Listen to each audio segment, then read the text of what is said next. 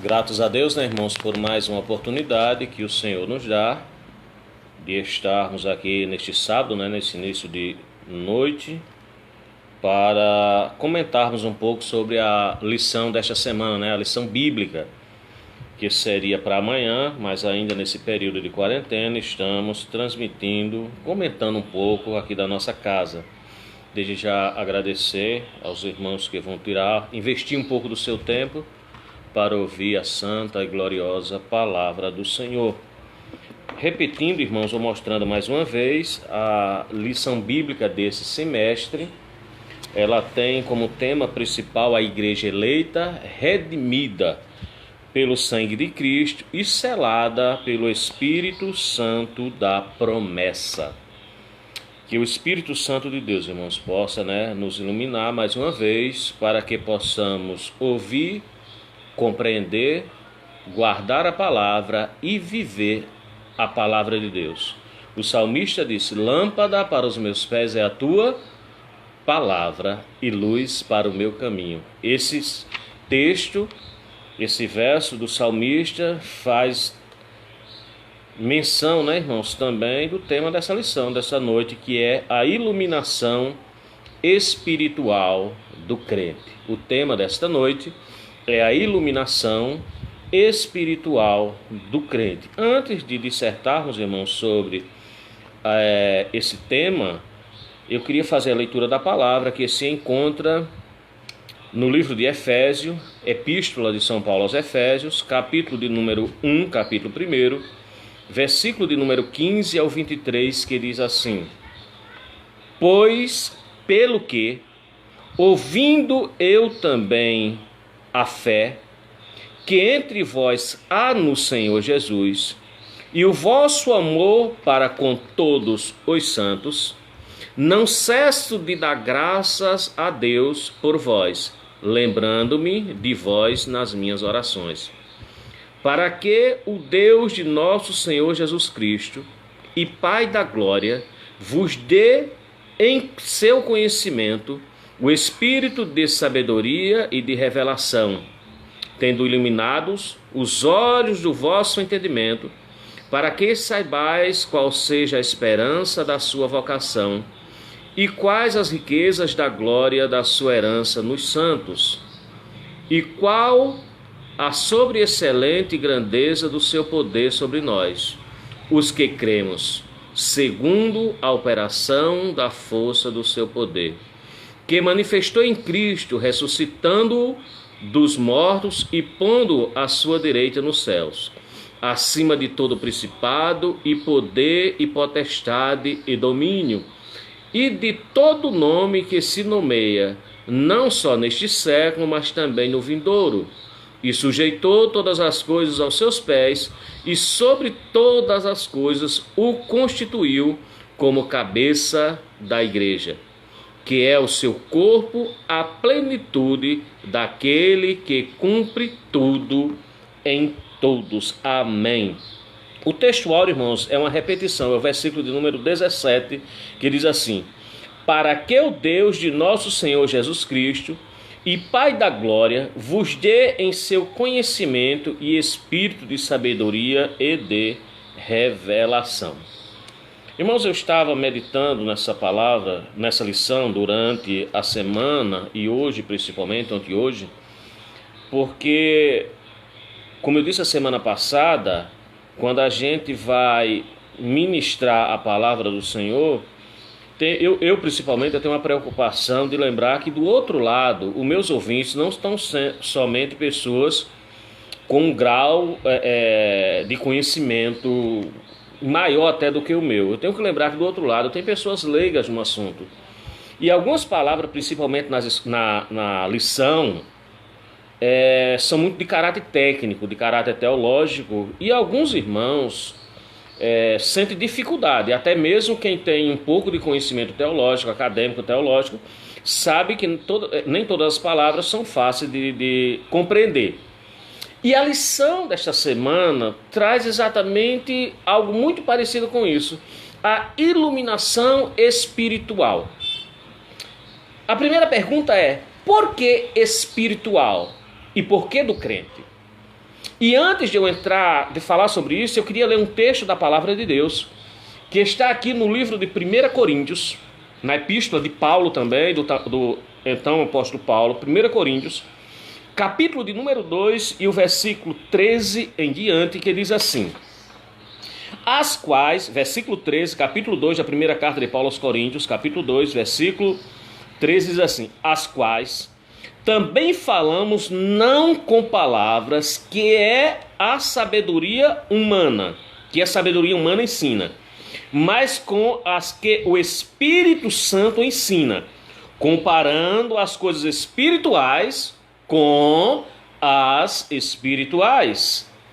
Ora, o homem natural não compreende as coisas do Espírito de Deus, porque lhe parecem loucura, e não pode entendê-las, porque elas se discernem espiritualmente. Mas o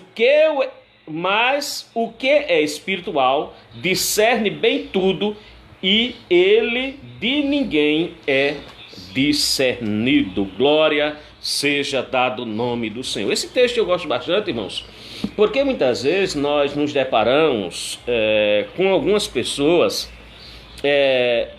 o que a Bíblia chama de pessoas naturais, pessoas que não têm conhecimento de Deus, outros que alegam ter conhecimento de Deus, e começa ou negar a Deus ou querer nos explicar a santa e gloriosa palavra de Deus. Ouvi não sei afirmar agora quem foi um autor ou um pregador falando que a Bíblia é sagrada, a única e verdadeira palavra de Deus, inspirada pelo Espírito Santo de Deus. É o único livro que eu só compreendo, você só compreende se você ler acompanhada pelo seu autor. Quem é o autor? O Espírito Santo. Quando eu vou ler a palavra de Deus, quando eu vou ler a Bíblia Sagrada, a palavra de Deus, eu preciso convidar o Espírito Santo para estar comigo, porque é Ele que vai me fazer compreender. Então, a iluminação espiritual, o que é iluminação? Muitas vezes a gente confunde iluminação com mais duas coisas, com revelação e com inspiração.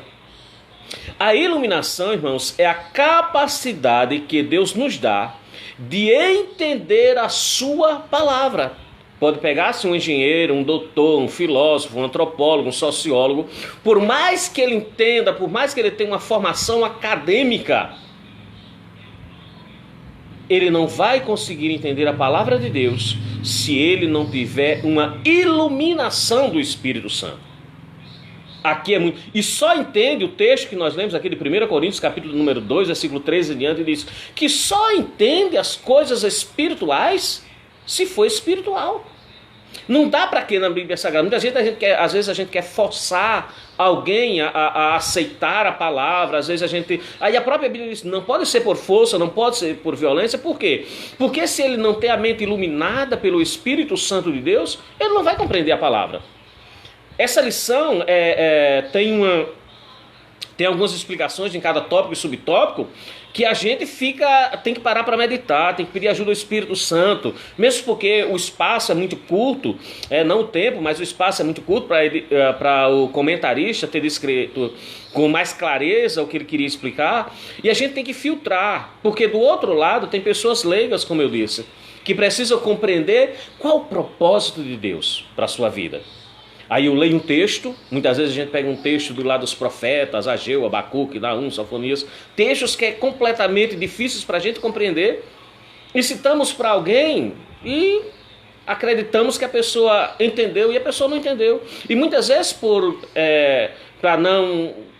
se sentir envergonhado ou com timidez, não diz que não compreendeu. E até quem leu muitas vezes também não compreendeu, porque acontece isso. Eu vi essa semana uma live do pastor Napoleão Falcão, um dos grandes nomes da área teológica e escatológica do nosso país, talvez esteja entre os 5 maiores teólogos do país na área de escatologia, juntamente com o pastor Gesiel. E ele dizia o seguinte: tem coisa na Bíblia que ainda está encoberta, o Espírito Santo ainda não me revelou. Ele falando dele, ele disse: você não me pergunte sobre o 666, que eu não vou ter como explicar. O que a gente sabe do 666 é o que a Bíblia falou. Os trovões que João ouviu quando estava na ilha de Patmos, que até o próprio Deus disse: sela, não escreve. Ele ouvia a voz de trovões, ele entendia o que os trovões estavam falando. Quando ele vai escrever, o Espírito Santo usa a cela. Outras pessoas ficam nos perguntando, nos dias atuais, as pessoas ficam nos perguntando, mas quem é o anticristo? Você pode apontar quem é o anticristo? Quem é o falso profeta? O que nós sabemos é que a Bíblia diz que existe, que ele está, as obras deles estão em operação, que é mentira, tragédia, inveja, ganância, ódio, prostituição, corrupção. Então, as ações dele, o espírito do anticristo já está em atuação. Mas afirmar quem é e quem não é, se a Bíblia não afirma, não tem nome, não dá nome, então eu não posso dar. Olha o que acontece aqui. Então, o que é iluminação? O que é revelação e o que é inspiração? Iluminação é a capacidade que Deus nos dá de compreender a sua palavra. Palavra esta que é inspirada pelo Espírito Santo na nossa vida e revelada também pelo Espírito Santo. Ô, irmãos, e o que é revelação? Revelação, irmãos, é descobrir. Enquanto a iluminação é o dom de compreender, a revelação é quando o Senhor descobre. Tem um texto na Bíblia Sagrada falando de pecado, que fala sobre pecado, diz assim: não há nada encoberto que não seja revelado. Paulo está na ilha de Patmos. Ele está preso, quem colocou ali, colocou para morrer, literalmente. Mas aí o Espírito Santo de Deus, ele começa a ver, ele começa a ouvir, ele é arrebatado em espírito. E ali lhe é revelado coisas que já tinham acontecido, coisas que estavam acontecendo e que iriam acontecer, e que ainda irão acontecer. Então ali é revelado coisas sobre o passado, presente e o futuro de toda a humanidade. Revelação é trazer à tona aquilo que está encoberto. É como se eu cobrisse um objeto aqui agora, ó. Eu estou cobrindo um objeto aqui. Se eu perguntar, o que é que eu tenho aqui por baixo da lição?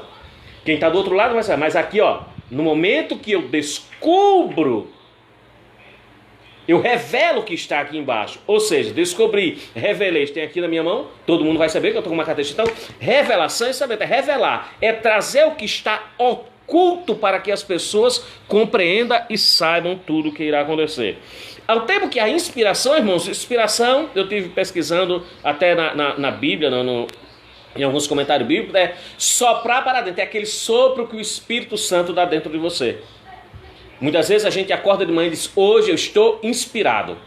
Muitas vezes você está em casa, daqui a pouco o Espírito Santo sopra dentro de você uma palavra, você começa a escrever o esboço e ali dá uma linda mensagem que você não sabe se vai pregar hoje, daqui a um ano, daqui a uma semana, mas o Espírito Santo inspira dentro de você. A palavra inspiração é muito usada pelos poetas, né? O cidadão está em casa parado, pelos compositores, estão em casa parado, tranquilo, daqui a pouco é inspirado. Aí escreve uma música, escreve uma poesia. E isso também aconteceu com a palavra de Deus. Ela é inspirada, revelada e nos iluminada para que nós possamos compreender. E aqui a lição nos traz aqui 3, irmãos, objetivos específicos e um objetivo geral. Eu gosto sempre de trabalhar um a cada momento, né, dividindo certinho. O primeiro objetivo, irmãos, fala de destacar a vocação e as riquezas da glória inclusa na herança divina. Mais uma vez, irmãos, só vai compreender a vontade, os desígnios de Deus para a sua vida quem já é espiritual. Nós ouvimos a palavra, a Bíblia diz que o crer vem pelo ouvir, e ouvir a palavra, essa palavra entra no nosso coração, penetra no nosso coração, nasce, eu costumo brincar, que nasce aquele pezinho de fé, aquela fé vai sendo regada, você ouvindo mais a palavra, com oração, e quando você crê, a partir do momento que você crê, por isso que eu repeti no início que eu preciso ouvir, compreender, porque se eu não compreendo, se não me é iluminado, alguém não me explica, como é que eu vou crer? Então eu ouço, compreendo, guardo no coração e a partir desse momento eu começo a viver no meu dia a dia quais são os desígnios, quais são as vontades, qual é o desejo de Deus para a minha vida. Começo, é o que nós chamamos de praticar aquilo que Deus quer. Viver no centro da vontade de Deus é viver praticando aquilo que Deus quer. E a lição deixa muito claro quando fala dos destaques, a vocação e as riquezas da glória inclusas na herança divina. O que é esse aqui? Que riquezas são essas? Qual a grandeza dessas riquezas? O que é que Deus tem para a nossa vida? Eu vou citar algo agora que eu citei a semana passada, e na semana atrasada também, que lá no final das perguntas, nas 4, 5 perguntas que tem no final da lição, o comentarista, o Dr. Douglas, o pastor e Dr. Douglas, ele usa as outras palavras diferentes, mas que quer dizer a mesma coisa, só que as palavras que ele usa têm um caráter mais pedagógico, teológico. E eu quero trazer aqui da forma mais simples, filtrada da forma mais simples possível. Então, destacar a vocação e as riquezas da glória inclusa na herança divina. Que riquezas são essas que nós temos inclusa na herança divina? E eu coloquei aqui, rapidinho, valorizar o que Deus nos deu através da eleição. Outro assunto completamente, como eu disse a semana passada, que gera muita polêmica, gera muita discussão no mundo teológico. Cada denominação, não vou dizer nem religião, mas cada denominação defendendo a sua teologia. Alguns acreditam em eleição, outros não acreditam. Alguns acreditam em todas as outras coisas, irmãos. Mas nós estamos falando à luz da Bíblia. Eu gosto sempre de repetir essa palavra. Quando se vai pregar a palavra, ensinar a palavra, pregar o evangelho, irmãos, ensinar com uma lição sobre essa, a gente tem que estar à luz da Bíblia. O que é que eu creio?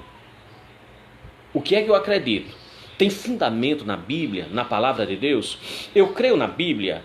Eu sou espiritual ou natural? Eu sou crente ou eu não sou crente? Porque a visão de um homem natural é uma visão mundana. É uma visão daquelas pessoas que muitas vezes não acreditam nem em Deus. Então não dá para você querer discutir, o texto é muito claro aqui de 1 Coríntios, quando no último versículo aqui ele diz: mas o que é espiritual discerne bem tudo, a ele de ninguém de ninguém é discernido. Ou seja, aquele que é espiritual, o que é espiritual, ele deixa muito claro. A palavra de Deus ela é revelada, ela é iluminada, ela é inspirada para aqueles que são espirituais. Então precisamos compreender a lição, a palavra de Deus à luz da Bíblia. Essa lição, nos tópicos e subtópicos, ele fala muito assim, a lição diz, a lição explica. Eu fiquei meditando na lição, lendo a lição e comparando com a palavra, lendo a lição e comparando com a palavra. Porque se ela foge aos padrões da palavra, eu preciso, por mais que seja comentada por homens muito mais estudiosos do que eu, muito mais com conhecimento do que eu preciso lembrar que a lição é comentada por um homem que é espiritual, mas não deixa de ser um homem, um ser humano. Então cometemos falhas algumas vezes. Então vamos trazer à luz da palavra de forma clara, tentar falar de forma clara, direta e objetiva aquilo que compreendemos um pouco sobre a palavra. Então, valorizar o que Deus nos deu através da eleição. O que foi que Deus nos deu através da eleição? E eu comecei a meditar aos poucos. Tem uma mensagem que eu prego que fala sobre os presentes de Deus, baseado num dos versículos lá de Provérbios. O presente de Deus é de grande valia para aqueles que recebem. Vamos pegar uma ordem crescente aqui. Qual foi o primeiro presente de Deus que Deus lhe deu? Aí alguém pode dizer até salvação. Parece ser salvação, mas não é o primeiro presente na salvação. O primeiro presente é amor. A Bíblia diz, porque Deus amou. Eu só alcancei a salvação através da morte de Cristo Jesus na cruz do Calvário, porque Deus me amou. Então preciso destacar isso para aqueles que me ouvem.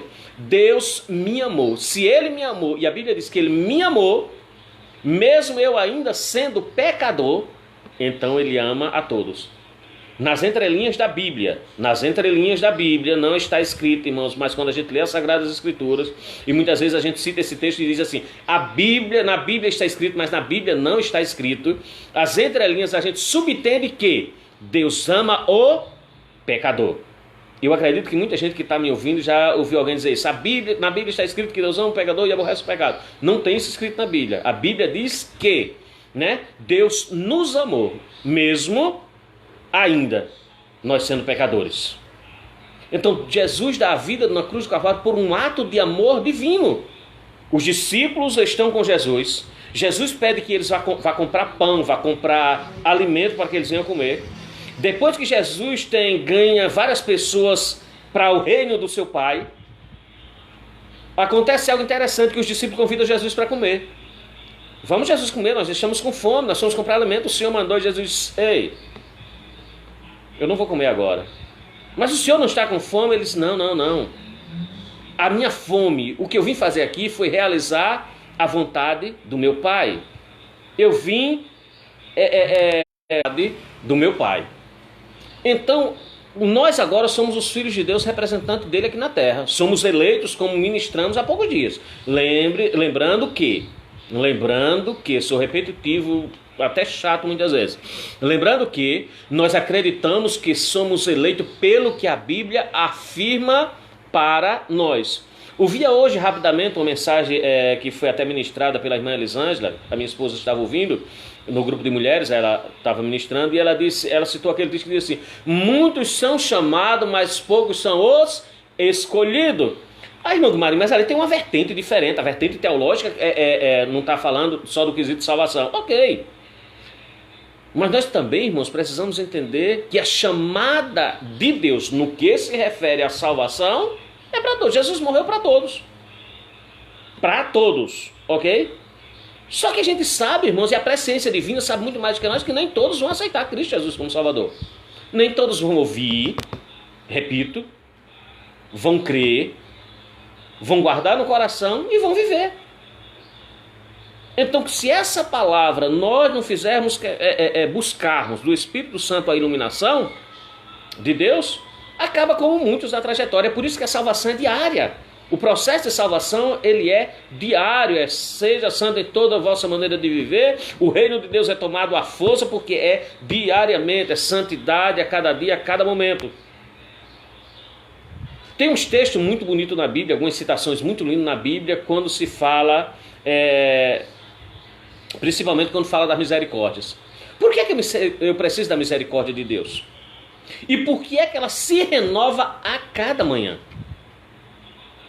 Porque se não fosse a misericórdia de Deus, e nós vamos chegar daqui a pouco nessa parte, eu seria consumido vivo. Diz a Bíblia Sagrada: se não fosse as misericórdias do Senhor, os meus inimigos nos consumiriam, nos devoravam, nos engoliam. Tem Bíblia que dessa tradução diz: nos engoliam vivos. Por quê? Porque nós temos uma guerra espiritual travada todos os dias. A nossa guerra, diz a palavra de Deus, que não é contra a carne nem contra o sangue. É contra as potestades que estão entre o céu e a terra, impedindo que as suas orações cheguem no céu. Lembra da oração de Daniel? Impedindo que o seu clamor, que a sua súplica, que a sua intercessão, os seus pedidos, o seu choro. Você sabe qual eu costumo dizer que a nossa sorte é que dentro de nós habita um ser chamado Espírito Santo de Deus. É por isso que o próprio Paulo, escrevendo na própria carta aos Efésios, e não entristeçais o Espírito Santo. Porque se eu entristeço o Espírito Santo, ele sai de mim e eu fico sozinho. Aí não tem mais iluminação da palavra, eu não compreendo mais a palavra. Eu não tenho mais o Consolador para num momento como este que estamos vivendo dentro das nossas casas. Eu oro e Deus não me ouve, porque quem é que vai? Quem é o representante de Cristo aqui na terra? Dentro de você, o Espírito Santo. E diz que ele é quem intercede por nós com gemidos inexprimíveis, inexplicáveis.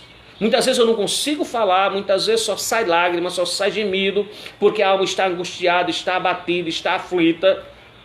Você vai falar e não consegue, de tanta perturbação, de tanta angústia na alma, de tanta aflição, mas dentro de você tem um ser chamado Espírito Santo de Deus. E ele não lhe deixa só.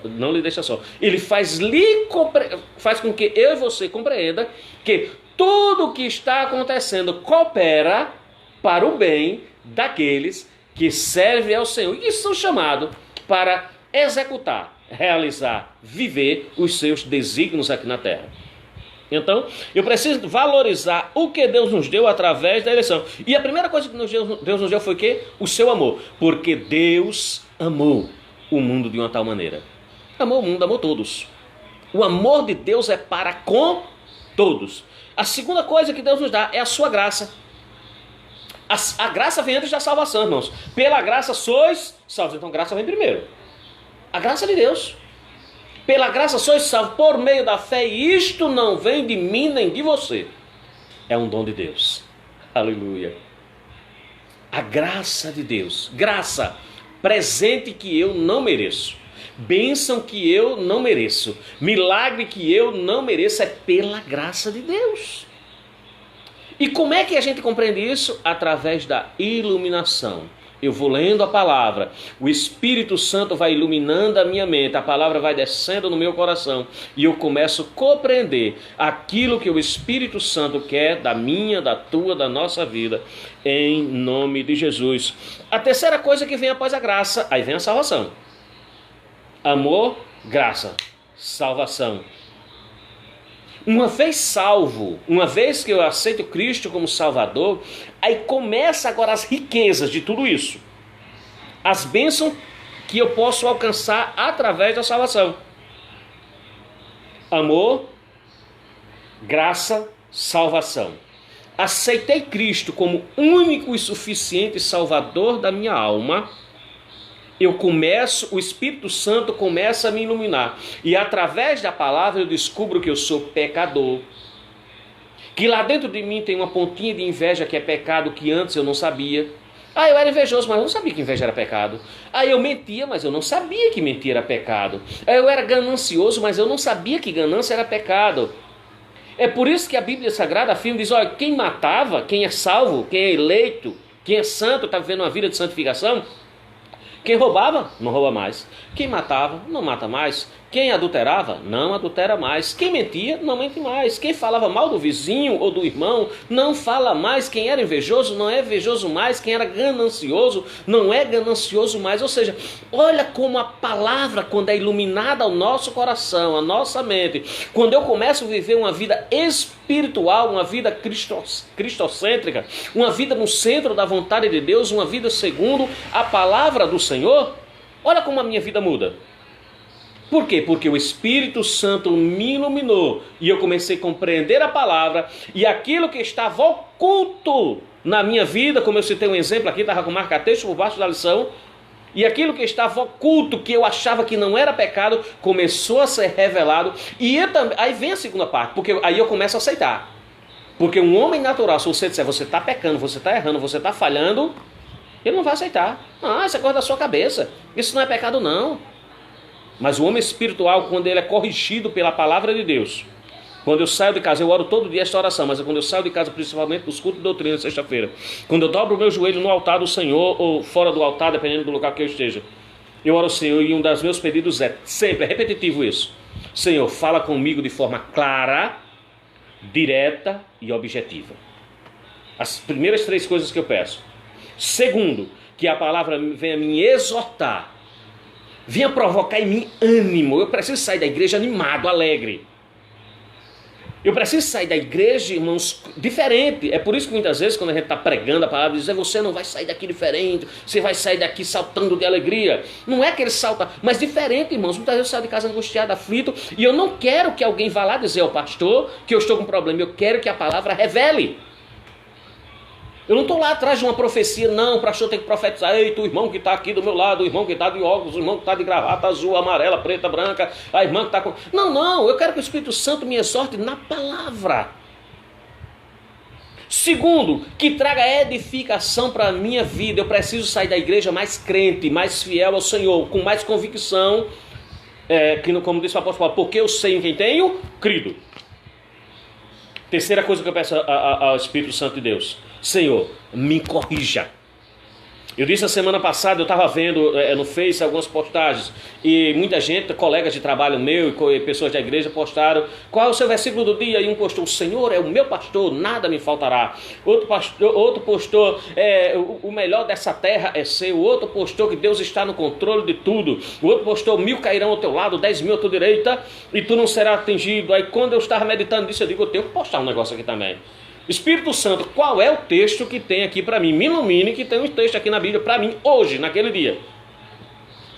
Aí o Espírito Santo diz, arrependei-vos, pois, e convertei-vos, pois, para que sejam apagados os vossos pecados. Deus está no controle da minha vida, eu sei. O melhor dessa terra é meu, eu sei. Mas ele diz, para isso é preciso arrepender-vos, pois, e convertei-vos, pois, para que seja pagados os vossos pecados. Isso é iluminação do Espírito Santo de Deus, é trazer a palavra para dentro de você.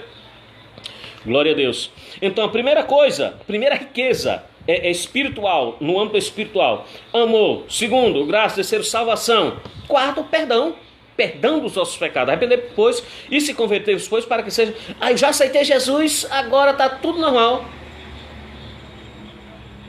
Tem uma frase que é muito usada pelos nossos irmãos, não vou dizer a denominação, mas os calvinistas, que dizem assim, uma vez salvo, para sempre. Isso é muito perigoso. Mas eu não vou entrar nesse detalhe, a discussão não é essa. Porém, perdão. E eu preciso pedir perdão todos os dias. A Bíblia diz que pecamos por olhar, pensamento, falar, até por pensamento. Então eu preciso pedir perdão todo dia. Quantas vezes olhamos, quantas vezes pensamos, quantas vezes falamos. Então todos os dias nós precisamos. É por isso que carecemos da misericórdia todo dia. É por isso que a palavra diz, as misericórdias do Senhor se renovam a cada amanhecer. Acordou? Tem misericórdia se renovando na tua vida, porque senão o inimigo traga. Ele está ao derredor bramando a quem possa tragar. Depois do perdão, nós podemos dizer que nós temos um presente. Esse, meu irmão, é o maior de todos. Esse é aquele que eu faço questão. Questão não. Eu peço ao Espírito Santo, me lembre, porque eu não posso terminar uma mensagem sem falar no Espírito Santo. Você se torna templo, tem riqueza maior do que um ex-drogado, uma ex-prostituta, um ex-tudo. Tudo que não prestava. O salmista disse que ele nos arrancou de um lago de lodo e pôs os nossos pés sobre a rocha. Pegou um ser humano que não prestava para nada, que não tinha respeito da sociedade, que a sociedade sentia nojo, numa palavra, né? Aí ele torna você templo e morada do seu Espírito Santo, daquilo que é mais sacro, sagrado no mundo espiritual. O Espírito Santo, irmãos, ele é tão sensível, ele é tão importante, porque diz, olha, peca contra Deus, tem perdão, peca contra, fala Jesus, tem perdão, peca contra o Espírito Santo, blasfema contra o Espírito Santo, não tem perdão. Nem nessa terra, nem na outra. Aí o Senhor nos presenteia com o Espírito Santo para que ele comece a habitar no nosso coração, iluminando, consolando, trazendo paz para a nossa alma, paz de espírito. O mundo está se destruindo, aí tem o coronavírus, aí tem não sei quem que rompeu com não sei quem, aí tem a esquerda com a direita, com o centrão, e você está a paz no seu. Por quê? Porque o Espírito Santo habita dentro de você.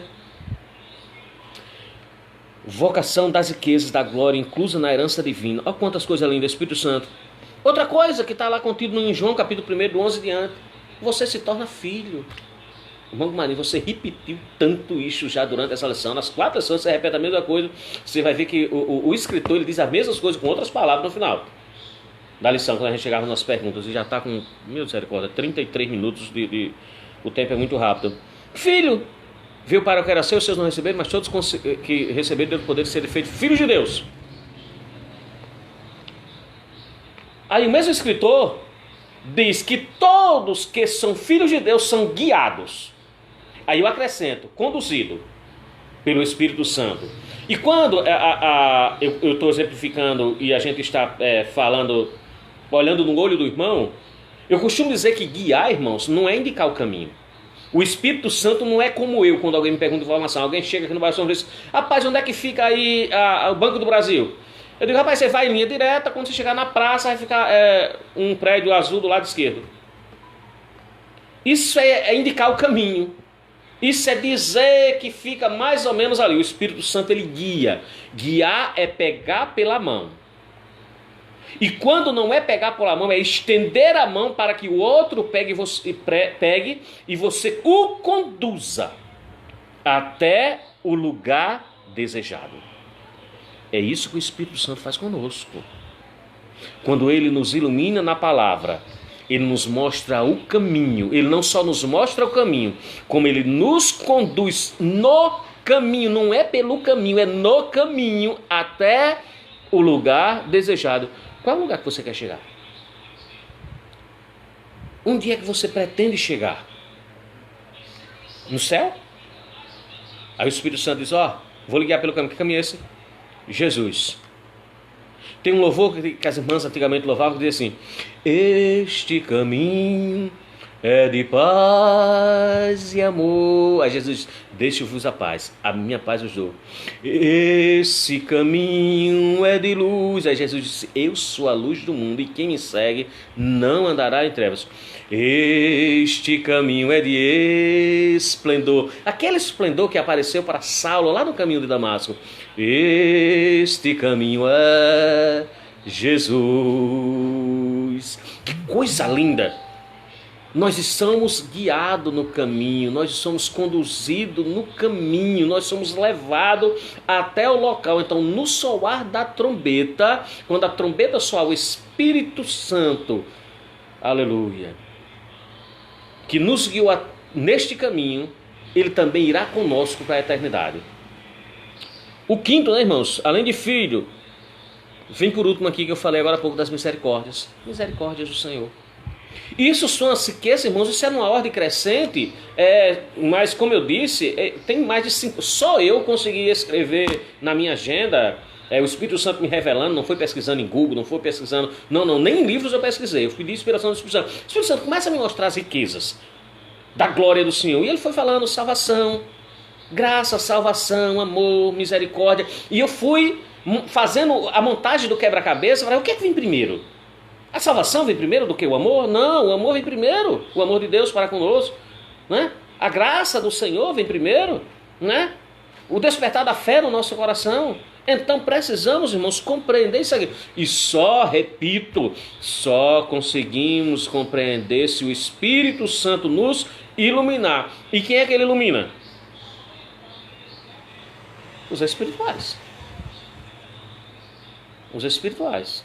O homem natural ouve a palavra e continua natural? Não vai compreender, mas eu leio e não entendo, eu leio e não compreendo. Peço orientação ao Espírito Santo. Mas eu sou novo convertido. Não estou falando com você, estou falando com pessoas, no caso, um novo convertido é para ir meditando aos pouquinhos, aprendendo aos pouquinhos sobre o que é oração, sobre o que é jejum. Nós estamos falhando no discipulado, né? Eu reconheço isso, nós estamos falhando no discipulado. Precisamos conhecer os livros da Bíblia Sagrada, né? Precisamos saber cada livro. Sobre o que é que esse livro fala? Gênesis fala sobre o quê? Malaquias sobre o quê?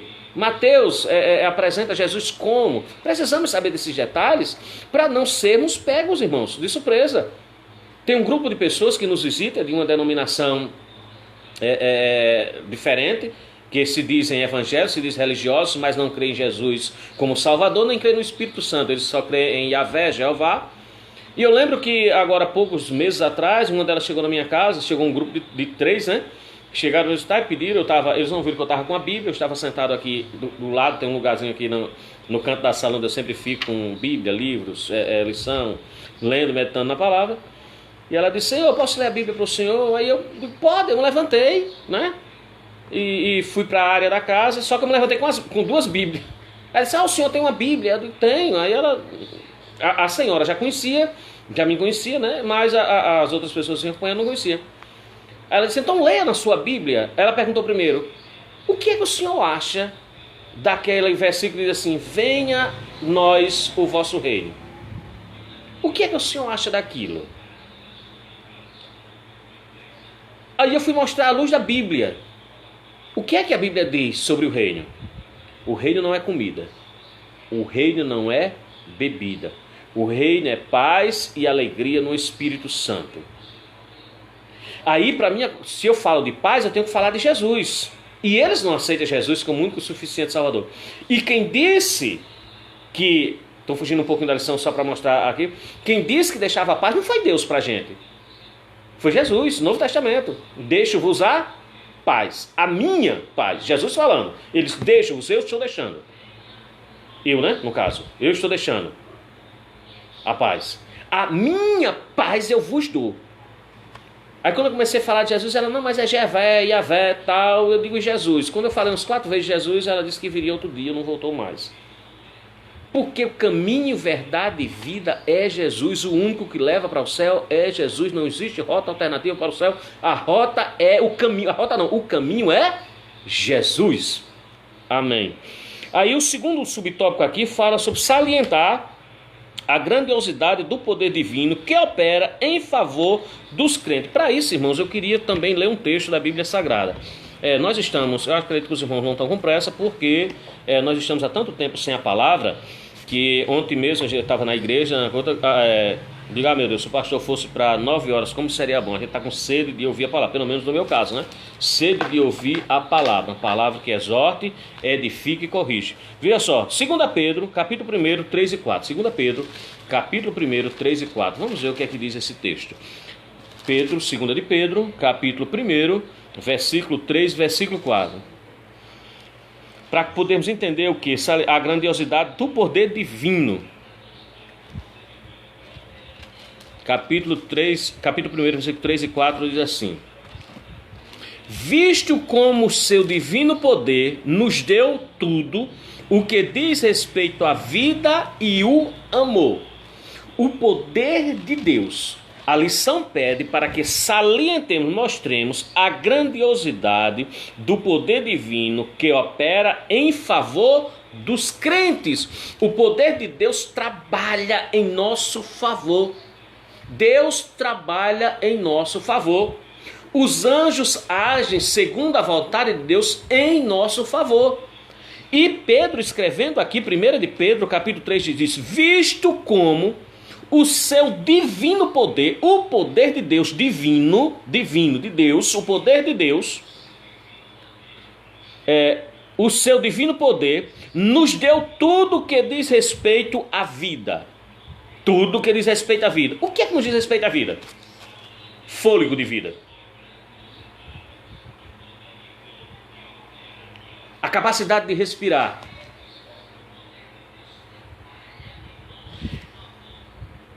O único ser racional, o ser humano, pelo menos de acordo com a ciência. Tudo que faz parte da natureza, a água, a luz solar, tudo isso, irmãos, é pelo poder divino. Tudo isso foi criado antes do homem. A natureza, luz solar, chuva, escassez. E tudo pelo poder da palavra. Era haja. E como diz um pastor que é um pouco humorista, ele disse Deus, haja, e ageu, e aconteceu, e criou e formou. Veja só. Visto como o seu divino poder nos deu tudo o que diz respeito à vida e o amor. Deus é amor. E agora nós somos seus representantes aqui na terra. E amor não é o que eu falo. Amor é como eu vivo. É o que eu pratico. São as minhas ações. Dizer que amo e não praticar o amor e não viver o amor de Deus para com os outros. Jesus é muito interessante. Alguém pergunta para Jesus e diz: Jesus, qual o maior dos mandamentos? Aí Jesus olha assim para eles. Aí diz bem assim: amarás o Senhor teu Deus de todo o teu coração e de toda a tua alma e de todo o teu entendimento, e ao próximo como a si mesmo. Se Jesus já falou, irmãos, não fica perguntando muitas vezes. Mas tem gente que faz questão de perguntar: como é isso? Aí você diz uma vez. Como é aquilo? Você diz de novo. E a pessoa faz questão de perguntar mais uma vez: Jesus, em outra oportunidade, qual o maior dos mandamentos? Jesus disse: agora eu vou mostrar para ele como é que a banda toca. Ele disse: amarás o Senhor teu Deus de todo o teu coração e de todo o teu entendimento, e amarás o teu próximo como eu, Jesus, amei a igreja. Aí eu pergunto, uma vezinha só: qual foi o limite do amor de Deus para conosco? A ponto de dar a própria vida na cruz do Calvário. Eu não quero nem perdoar o meu irmão. Eu não quero nem aceitá-lo do meu lado. Eu não quero nem que ele conviva comigo porque ele pecou, porque ele errou, porque ele falhou, por causa disso, por causa daquilo. Qual o limite do amor de Deus? Mas vamos para a segunda parte, que diz respeito ao amor pelo conhecimento daquele que nos chamou pela sua glória e virtude. Eu começo a conhecer a Deus através da palavra. Sérgio Lopes tem um hino que diz mais ou menos assim. Desculpe, irmãos. Eu creio em tudo que a Bíblia diz, sem dar limites à compreensão.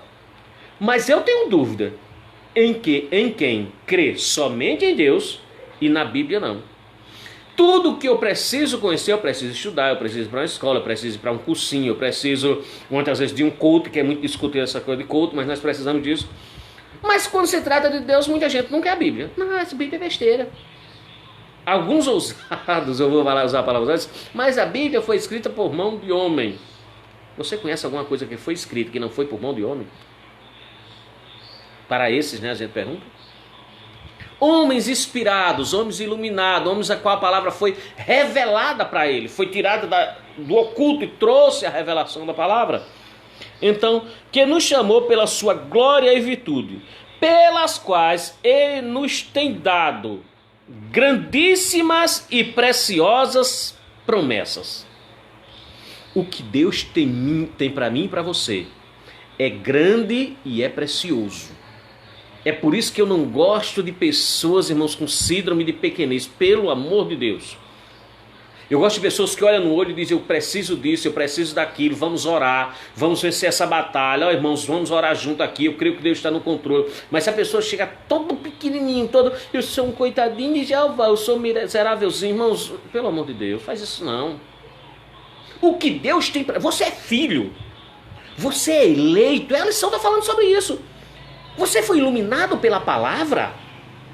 Você crê que, se a palavra iluminou, você crê que você foi um eleito por Deus, um escolhido por Deus? Em meio a tantas pessoas? E Deus não tem filho pequeno. Olha quantas coisas. Graça, amor, salvação, perdão, templo e morada do Espírito. Meu irmão, são centenas. E as bênçãos de Deus, irmãos, elas são maravilhosas. O profeta Isaías, no capítulo 1, versículo 19, ele diz, se quiseres e obedeceres, o melhor dessa terra é seu. O melhor dessa terra é meu, vou desfrutar o melhor da terra. O grande problema, e eu digo isso muitas vezes quando eu estou ministrando, quando eu estava dirigindo congregações, e eu digo isso, eu vivo isso, eu vivo isso na minha casa, eu digo no púlpito, mas vivo na minha casa, vivo no meu trabalho, não me chega, quem me conhece no meu trabalho sabe disso. Você não vai encontrar um guimarim pequenininho, um guimarim... Não. A Bíblia Sagrada que as pessoas confundem se apequenar, se humilhar com se apequenar. Quando a Bíblia fala de se humilhar, diz assim, humilhai-vos, porém, sob a potente mão do Senhor. Quando se refere ao Senhor, aí eu dependo totalmente dele, exclusivamente dele, 100%, 1000% dele, o tempo todo o tempo, do Senhor. Quando compara homem com homem, ele diz, você é cabeça, você não é cauda. Deus não tem filhos, não gera o filho para ser cauda, ele gerou para ser cabeça. Isso não fala de arrogância, isso não fala de prepotência, isso não fala de inveja, isso não fala de pisar no... Não quer... eu vou pisar em todo mundo, não. Aí é arrogância, é prepotência. Aí é o leão que Davi teve que matar antes de assumir o reino. Aí é o urso que Davi teve que matar antes de assumir o reino. Aí é botar a cara no pó, querendo que Deus reverta um quadro porque ele achou que era o dono do pedaço. Mas quando eu sou iluminado pela palavra, eu compreendo... Irmãos, pelo amor de Deus, quando você compreende a palavra, aí você sabe que você se humilha abaixo da potente mão do Senhor. Aí você habita no esconderijo do Altíssimo, mas você descansa na sombra do Onipotente. Aí você compreende que no meio da sociedade Deus tem o melhor para você, seguindo dois princípios, crença e obediência. Crença e obediência. Deus tem o melhor para mim, mas eu nem creio nem obedeço a ninguém. Aí está com problema mais uma vez. Eu faço do meu jeito porque ninguém manda em mim. Muitas vezes algumas pessoas não me compreendem no meu trabalho. Teve um dos meus colegas de trabalho que há algum tempo atrás ele aceitou Jesus. E ele aceitou Jesus, glória a Deus, mas ele levou um azar terrível, que na hora que ele aceita Jesus, que sai de casa, eu venho chegando da Timbaúba na época, ele, a paz do Senhor, meu irmão, a paz do Senhor. Eu digo, eita, graças a Deus, dando a paz do Senhor, aceitou Jesus como único suficiente Salvador da sua vida e tal. E eu fui conversar com ele na calçada, juntamente com outro irmão, e a gente começou a entrar num assunto e acabamos no assunto do trabalho. E eu digo, você sabia que agora a tua vida mudou? E aqui saber sobre a Bíblia, entramos em textos bíblicos, e a gente foi, se alguém está em Cristo, nova criatura é, umas coisas velhas se passaram, isso tudo se fez novo. Aí acabamos chegando no texto que diz que eu preciso fazer para os homens como se estivesse fazendo para Deus. O meu melhor, independente da situação e das circunstâncias. Isso é viver a palavra. Se eu não fizer o melhor, levo a minha filha no trabalho todas as manhãs. Quando ela vai descer do carro, eu digo, lembre-se do bom dia, não só aos funcionários. Nós temos a mania de dar bom dia só a quem é colega de trabalho. Eu digo, seus patrões estão aí, sentados na beiradinha do muro, alguns no chão, uns com dor de cabeça, outros com outros problemas, com depressão, outros com angústia, outros com isso, com aquilo. Pessoas que saíram de casa talvez 4 horas da manhã, 3 horas da manhã para se consultar. Então o primeiro bom dia é deles. Eu preciso atendê-los com um sorriso. Eu preciso demonstrar que agora eu sou nova criatura, mas eu estou com um problema em casa. O problema, realmente você disse, o problema é em casa. Deixa o problema em casa, vai trabalhar glorificando no Senhor, e quando chegar, antes de chegar em casa, repreenda o mal e o nome do Senhor será glorificado. Pela qual ele nos deu, dando grandíssima e preciosa promessa. O que Deus tem para nós é grande. Isso é iluminação da palavra. Eu compreendo, eu fui iluminado pela palavra de Deus, que o que Ele tem para mim é grande. É precioso. Profeta Isaías. O Senhor Jesus é maravilhoso, conselheiro, Pai da eternidade, príncipe da paz. Ele não é qualquer um, Ele é maravilhoso. O que Ele tem para mim é grandioso. Para que, por elas, fiqueis participante da natureza divina. O que Deus tem para mim é grandioso e é precioso. E através dessas promessas eu me torno participante da natureza de Deus. Para você que acha que é qualquer um, se você está do outro lado aí me ouvindo dizer, eu sou qualquer um, eu sou um Zé Ninguém, eu não sei para não. Meu irmão, você é participante da natureza divina. O que Deus tem para você é grande, é precioso. Olha como a palavra vai nos iluminando, o Espírito Santo nos iluminando. Para que por elas fiqueis participante da natureza divina, havendo escapado da corrupção que pela concupiscência há no mundo. O que Deus tem para você é grande, é precioso, nos tornamos participantes da natureza do próprio Deus, e Ele diz, e através do que Ele tem, nos presenteou e ainda Ele tem para nos dar, nós nos livramos da corrupção que nos atinge através da concupiscência da carne, dos desejos da carne, do que eu quero para a minha vida, para realizar os meus desejos. Tiago é muito enfático quando ele diz, você não tem porque você não pede. Eu estou pedindo da forma certa, eu estou pedindo, Deus, eles estão pedindo da forma errada. Mas eu estou pedindo da forma certa, ele diz, então está pedindo para satisfazer a sua vontade, os seus desígnios, os seus desejos. E eu não vivo mais eu, mas Cristo vive em mim, quer dizer o quê? Você não vive mais para satisfazer a sua vontade. Você vive para satisfazer ou fazer a vontade de Deus. Terceiro subtópico, para terminar, não? Expressar o exemplo da exaltação em Cristo. Para isso eu vou fazer questão de ler o tópico do subtópico 3 que fala sobre isso. Primeiro, expressar o exemplo de exaltação em Cristo. Cristo foi exaltado, irmãos. Cristo já... Assim, né? Nós cristãos entendemos que Cristo deixa o seu trono de glória e tal, então ele já está exaltado por excelência. Mas quando ele morre, ressuscita, que ele está com os discípulos, esse que é me dado todo o poder, no céu e na terra. Ali é o momento de exaltação, Cristo está dizendo, a minha ação agora é Cristo, Filho de Deus, não é mais de Cristo, homem. Você não vai encontrar Cristo curando mais as pessoas, orando pelas pessoas, indo para o deserto jejuar, orar, não, você não vai encontrar mais. Ali já é o Cristo, podemos dizer, glorificado, né? Porque ele não subiu ainda para a glória, mas o Cristo que já está exaltado, Senhor.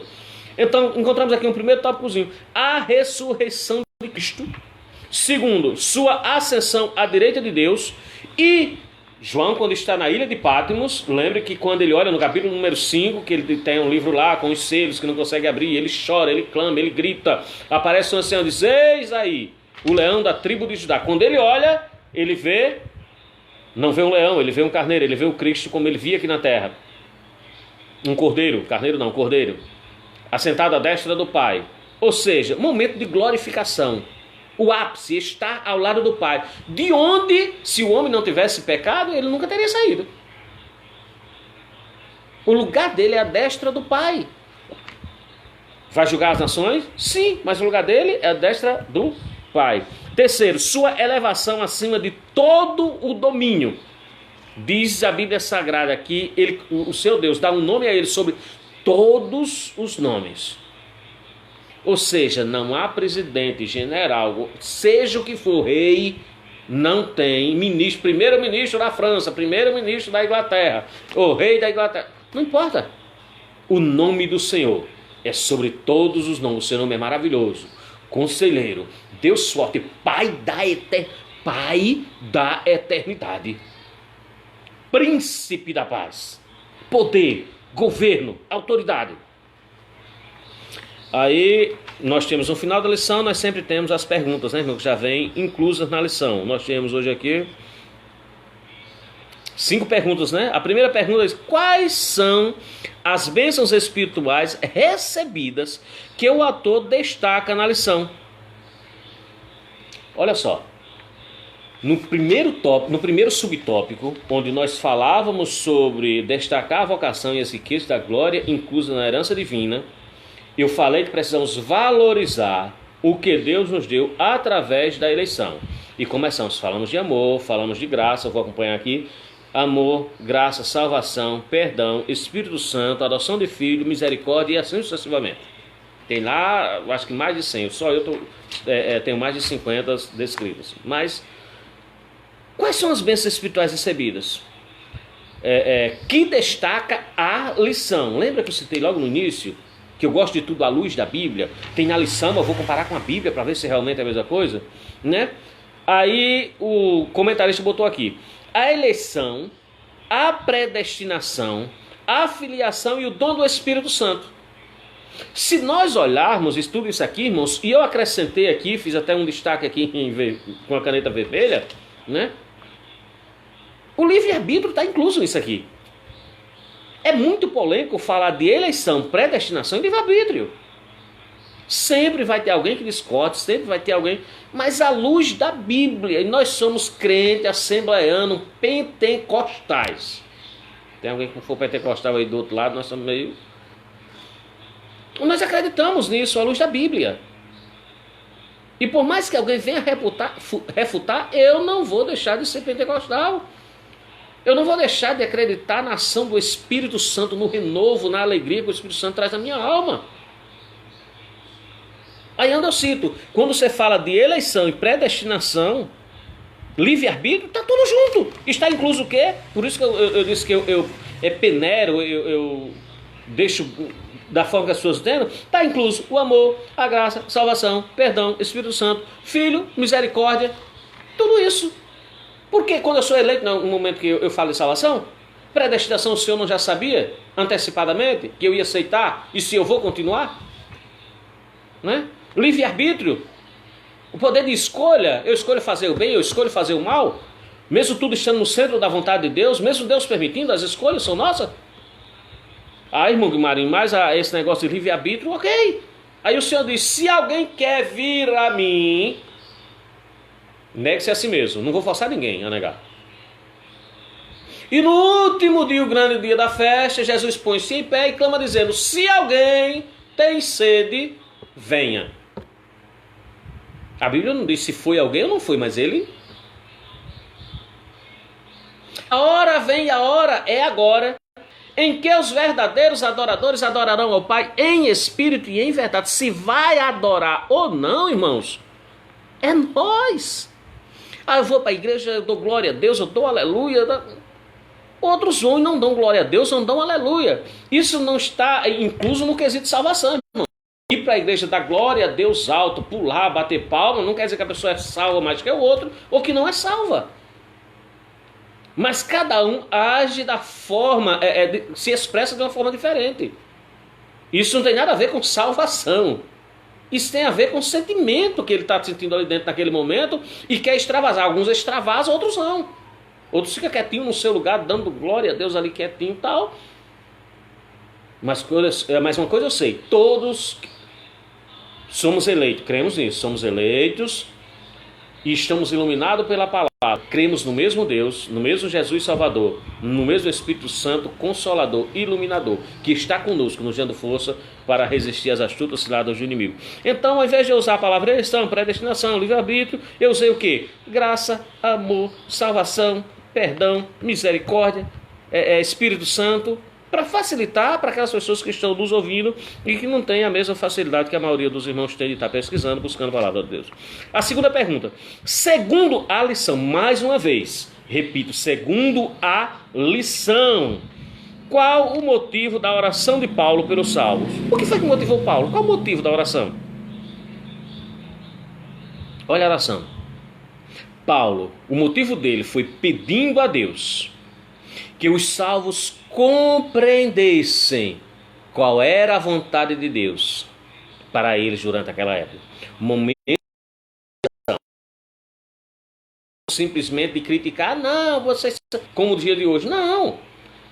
Prendia, torturava e muitas vezes matava. Na maioria das vezes matava os cristãos. Saulo foi um dos que fizeram isso muito. Paulo ora a Deus. Ele sabe a necessidade que a maioria dos irmãos tem, aí ele ora a Deus para que os salvos, os crentes daquela época, os cristãos daquela época, nós não estamos falando de crente da Assembleia de Deus, não estamos falando dos cristãos daquela época, eles pudessem compreender, pudessem entender a sobreexcelente grandeza do poder de Deus, a sobrenatural, como é excelente a palavra de Deus, como é importante pararmos para ouvir a palavra, como é importante vivermos de acordo com a palavra, como é importante guardarmos a palavra no coração. Repito o que disse no início, o salmista disse, guardei a tua palavra para não pecar. Para que eu preciso guardar a palavra? O salmista disse, para não pecar contra Deus. Só vai permanecer fiel, irmãos, aqueles que guardam a palavra no coração. Só vai permanecer no centro da vontade de Deus, porque se eu não conheço a palavra, como é que eu vou ver através dela? Como é que eu vou saber a vontade de Deus? Terceira pergunta. Cita os 3 exemplos irrefutáveis que Paulo apresenta acerca da força do poder de Deus. Olha a palavra que ele usa, irrefutável. Só aceita, irmãos, essa palavra quem é iluminado pelo Espírito Santo. Uma pessoa que não é crente, eu estou falando crente no sentido de crer literalmente na palavra de Deus. Mais uma vez, repito, não estou falando de crente só da Assembleia de Deus, estou falando de crente, de quem crê literalmente na palavra de Deus. De quem crê em Jesus como único e suficiente Salvador. E acrescento, de quem vive de acordo com a palavra de Deus. Se você usar a palavra irrefutável para um ateu, para um filósofo, para um psicólogo, para um antropólogo, para um sociólogo, palavra irrefutável, quer dizer, meu irmão, não existe nada irrefutável não, rapaz. Tudo é discutível. Eu não aceito isso, né? E vai citar, e olha que eles vão citar texto até bíblico. Vão citar seus filósofos, seus estudiosos, e vão citar textos bíblicos para refutar. Mas o texto é muito claro aqui, é irrefutável. A palavra de Deus, ela é irrefutável, ela é inerrante. Deus não erra. Ponto final.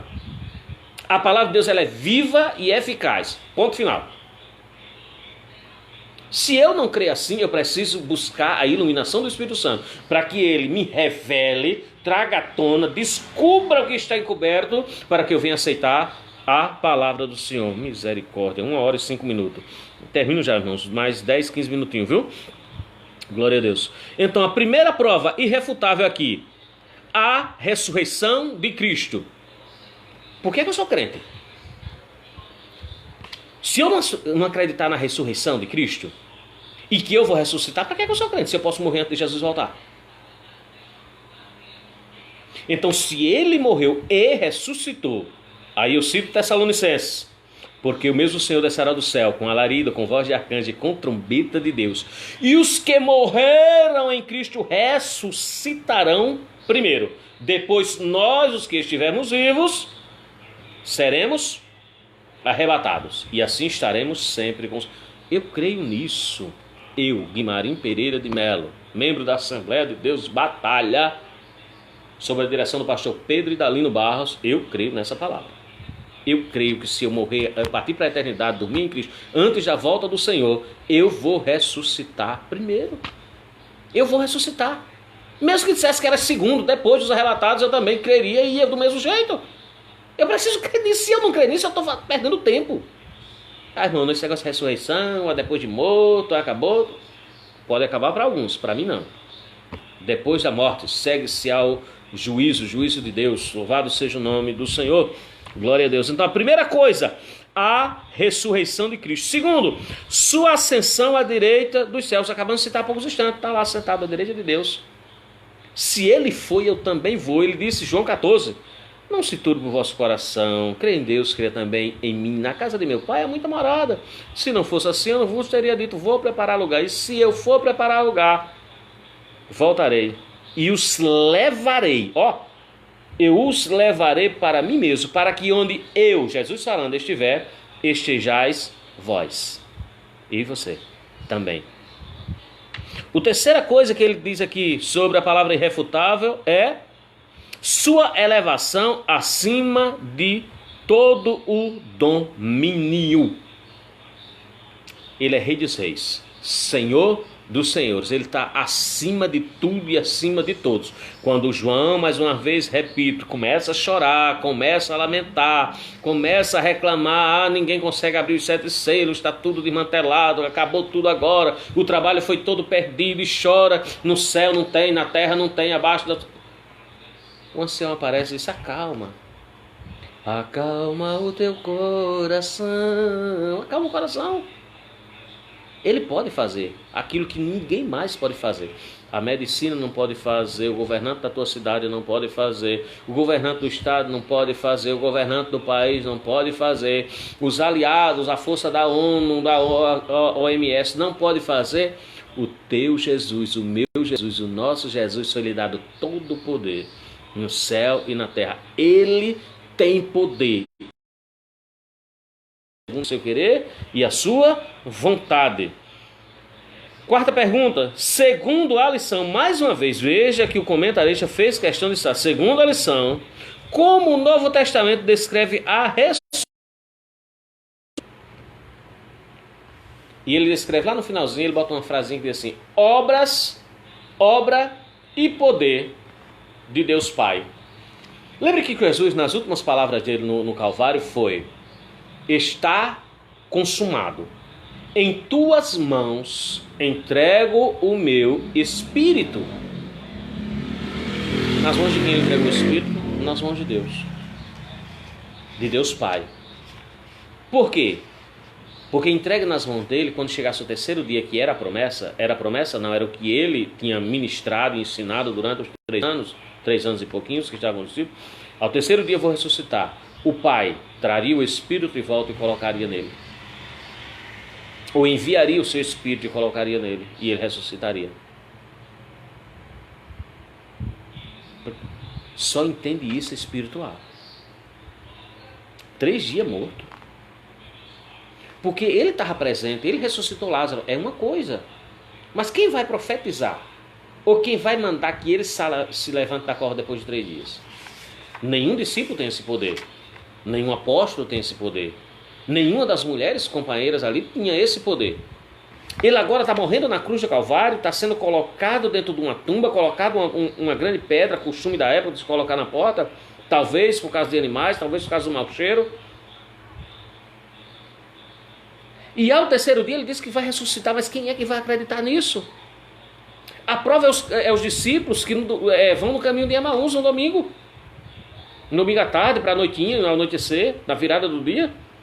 E eles vão conversando no caminho, Jesus aparece para eles, mas eles já não conhecem mais nem a face do mestre. E perguntam: o que é que vocês estão conversando? Eles dizem: não sabe não, o senhor não é daqui não. Mataram o nosso mestre.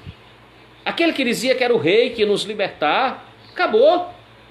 O Messias, o filho de Davi, mataram ele, acabou. A gente pensava que ele não morria, mas ele morreu. Irmãos, eles esqueceram do que Jesus tinha pregado, ensinado durante 3 anos com eles. Eles esqueceram do que Jesus tinha ensinado, tinha citado na casa de Marta, Maria e Lázaro. Ele disse: estou aqui jantando com vocês, estou nessa ceia, mas vou descer amanhã para Jerusalém. E lá eu serei preso, serei morto, vão me matarem.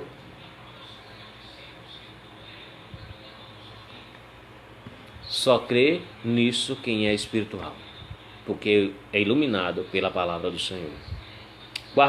Quinta pergunta, né, irmãos, para encerrar. Qual o duplo benefício que o triunfo de Cristo traz à igreja? Aí ele cita aqui, primeiro, que Deus fez Cristo cabeça da igreja, desde a primeira lição que a gente veio estudando aqui. Se Cristo é a cabeça, nós somos o corpo. E eu vou trazer um pouco assim, como se fosse uma pregação. Irmãos, eu não sei qual parte do corpo eu sou. A unha? Uma das falanges do dedo? Um fiozinho de cabelo? Um poro? Que parte do corpo eu sou? Que parte do corpo você é? E esse corpo, nem um corpo, se você tirar um dedo, uma falange, uma unha, vai ficar danificado. Aí a pergunta é, se eu não sei qual a parte do corpo, eu tenho que estar juntinho ao corpo. A igreja de Cristo, mais do que nunca, precisa estar unida em dias difíceis.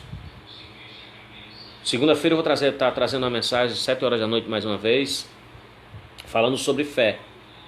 Pegando até um gancho da palavra que o pastor trouxe agora na sexta-feira. Falando sobre fé. O que é fé? Qual a importância da fé na vida do cristão? Por que precisamos ter fé? E vamos citar o versículo 11, detalhar o versículo 11 do livro da carta aos Hebreus, da epístola ou carta aos Hebreus. Qual parte do corpo eu sou? Se eu for o pescoço, ou você, não, eu sou uma das partes do pescoço e uma das vértebras do pescoço. E eu resolvo sair daquele lugar, eu penso, como é que vai ficar esse pescoço? Porque Cristo é a cabeça. Então eu não posso estar longe de Cristo em momento nenhum. Se Cristo é a cabeça, eu tenho que estar interligado, independente da parte do corpo que eu seja. União, esse é o momento de união, de oração, de jejum, de consagração, de palavra. Unidos e reunidos na presença do Senhor. Então, Cristo, primeira coisa, duplo benefício. O primeiro é que Cristo é a cabeça. Segundo, é que Deus designou a igreja, você, a igreja, que somos nós, para quê? Para ser a expressão plena de Cristo. Plenitude, plena, total e absoluta. É para passarmos da rua, da nossa cidade, para quem conhece ou não nos conhece, e dizer, é um representante de Cristo. É diferente. Fala diferente, canta diferente, olha diferente, sorri diferente, não anda em algazarra. Que Deus possa ricamente nos abençoar. Em momento de reflexão e de comentário, para que a nossa mente seja iluminada mais um pouco pelo Espírito Santo de Deus. Irmão, nós somos dependentes de Deus o tempo todo. E lembre-se, para compreender a palavra, para os irmãos mais novos na fé, peça sempre, vai ler a Bíblia. Eu quero ler a Bíblia. Vai ler, peça, Espírito Santo, vem comigo, me ilumina. Que eu vou ler agora, que eu possa me iluminar para que eu possa compreender aquilo que o Senhor quer para a minha vida. Está muito difícil. Foram 2 horas de palavra, irmãos. Eu nunca vi, um absurdo.